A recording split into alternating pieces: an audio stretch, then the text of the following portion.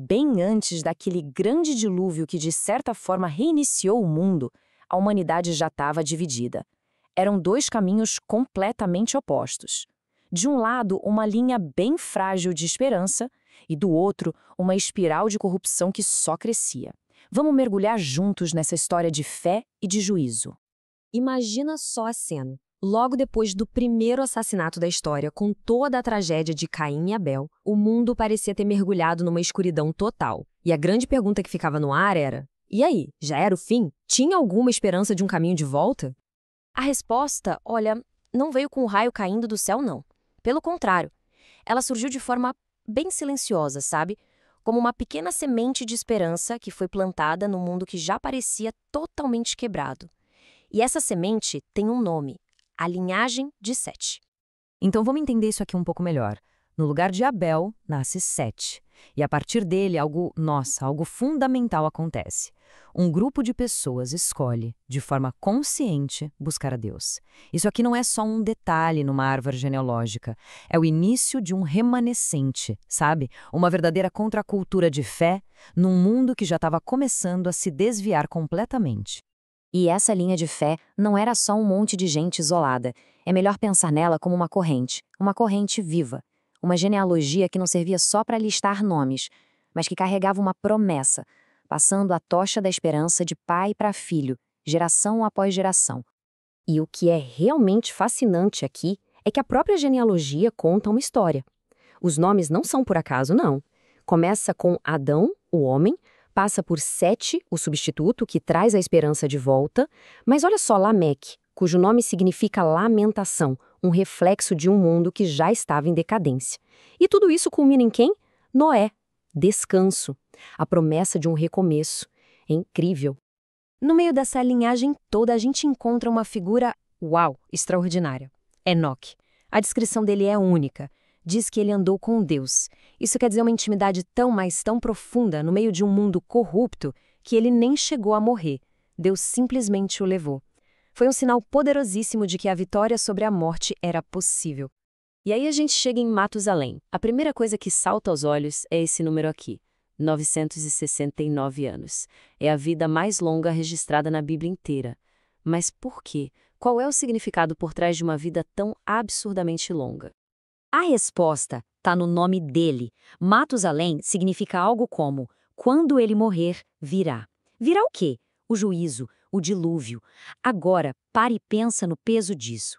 Cada ano da vida de Matusalém não foi um acaso. Foi um ato da paciência imensa de Deus, adiando o juízo, oferecendo quase 1000 anos de oportunidade para o mundo se arrepender.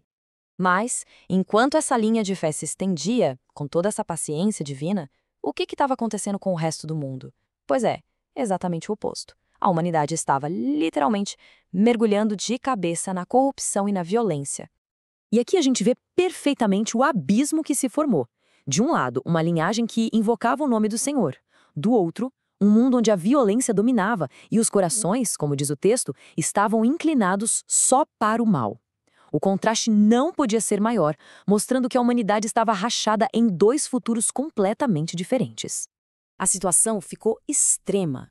Essa citação de Gênesis é uma das mais pesadas da Bíblia sobre a condição humana. Não eram só erros aqui e ali, sabe? A própria inclinação, a imaginação, a essência do coração humano era continuamente má. O mundo tinha chegado a um ponto sem volta, a não ser que houvesse uma intervenção drástica. E isso nos leva à resposta divina. E é muito importante entender que a Bíblia não descreve isso como um ato de raiva pura e simples. É descrito como uma decisão justa e, acima de tudo, dolorosa de um Criador que vê a sua criação se autodestruir. A linguagem usada aqui é de uma dor profunda. A palavra arrependeu-se não é no sentido de que Deus cometeu um erro.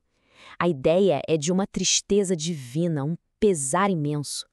É a dor de um pai que vê o filho num caminho de autodestruição. É desse lugar de sofrimento que vem a decisão de agir. E então o dilúvio foi decretado. Mas não era só sobre destruir. Tinha 3 objetivos bem claros. Era um juízo justo contra a maldade, era uma purificação para a terra e, principalmente, era a única maneira de apertar o botão de reset para a humanidade. Só que no meio desse decreto de juízo, uma luz se acende. O foco da história muda e se concentra em um único homem, aquele que se tornaria o ponto de esperança e a continuação daquela linha de fé. Essa frase é um dos pontos de virada mais importantes de toda a história. No meio de um mundo condenado, uma pessoa, Noé, encontrou favor. A fidelidade dele se tornou a âncora para o futuro de toda a humanidade. E como era o caráter de Noé? A Bíblia diz que ele era justo e íntegro. E o mais importante, usa a mesma expressão do ancestral dele, Enoque. Ele andava com Deus. Em meio a uma geração totalmente corrompida, ele manteve a comunhão, manteve a fidelidade, provando que era possível. A partir daí, a esperança começa a tomar uma forma física, tangível. Deus não só escolhe um homem, mas dá a ele um projeto, instruções divinas para construir um barco de salvação que ia carregar a esperança através da tempestade que estava por vir. O plano da arca era super metódico, bem específico. Cada detalhe, desde a madeira, passando pelos compartimentos, a vedação com piche, até a única porta, tudo aponta para um plano divino, cuidadosamente orquestrado. Não foi um ato de desespero, foi um projeto de preservação.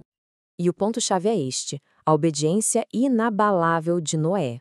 Por anos, talvez décadas, ele construiu aquela arca gigantesca sem ver um pingo de chuva, sem nenhuma aprovação das pessoas, provavelmente sendo ridicularizado. Ele simplesmente agiu com base na fé e na instrução que recebeu. Então, o que essa história toda ensina pra gente? Primeiro, que Deus sempre preserva um grupo fiel, um remanescente. Que a paciência dele é gigantesca. Só lembrar dos 969 anos de Matusalém. Mas a justiça uma hora chega. E talvez o mais importante, o juízo divino nunca é o ponto final da história. Ele é sempre a preparação para uma nova restauração. E isso nos deixa com uma imagem final muito poderosa. O juízo limpa aquilo que está quebrado, mas é a misericórdia que constrói o futuro. A história do dilúvio não é só sobre o fim de um mundo, é sobre como, mesmo na tempestade mais escura, a salvação pode vir através de um único ato de fé e de um refúgio construído pela obediência. Fica a reflexão, né? Em meio ao caos do nosso mundo, onde é que a gente encontra a nossa arca?